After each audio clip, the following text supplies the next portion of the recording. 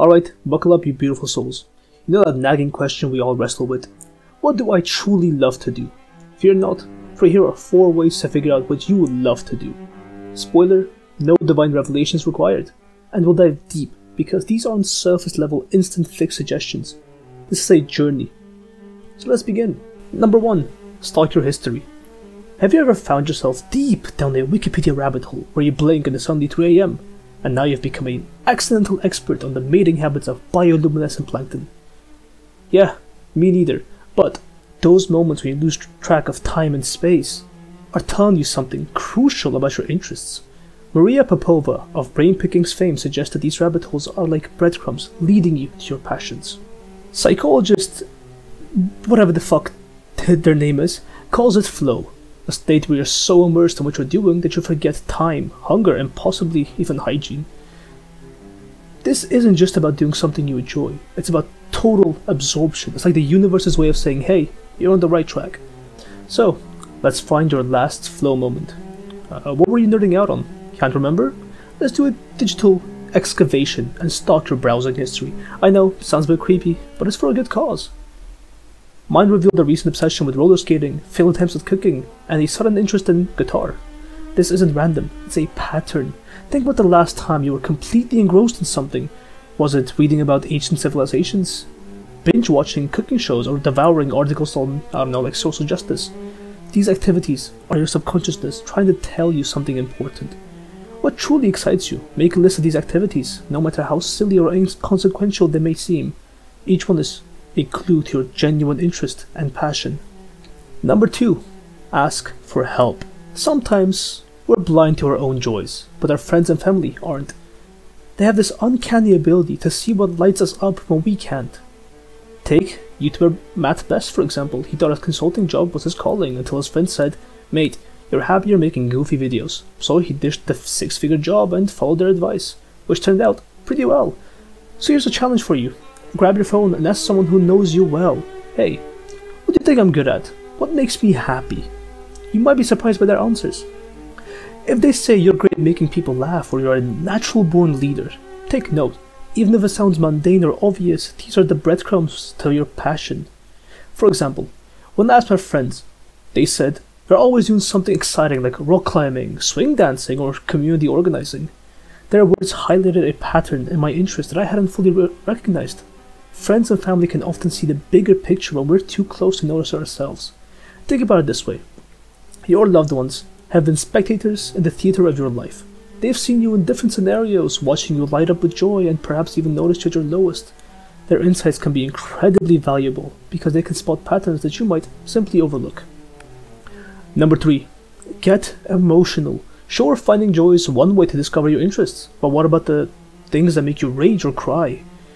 Lisa Nielsen, an educator who once found school utterly useless, now helps students discover their passions by asking, "What breaks your heart?" If something pisses you off enough to make a change, that's a huge hint towards your passion.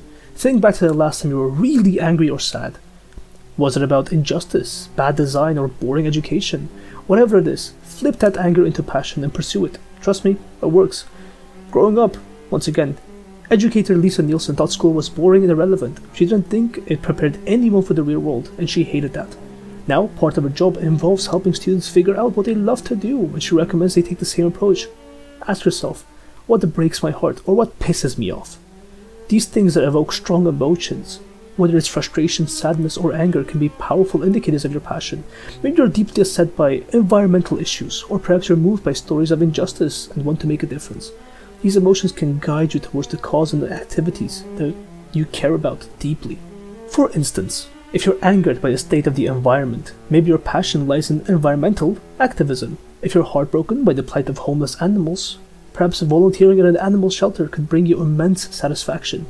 Emotions are a powerful compass. Follow them to discover what truly matters to you. Number 4. Keep a journal. Yes, journaling. Not just for poets and the heartbroken. Start jotting down your days with sticky notes. One color for good days, another for bad.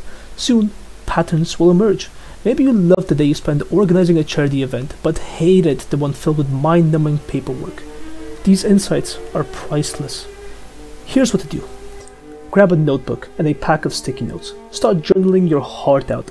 Write about your daily experiences. Focus on how different activities make you feel. Mark days or hours that felt especially fun or productive with one color of sticky notes.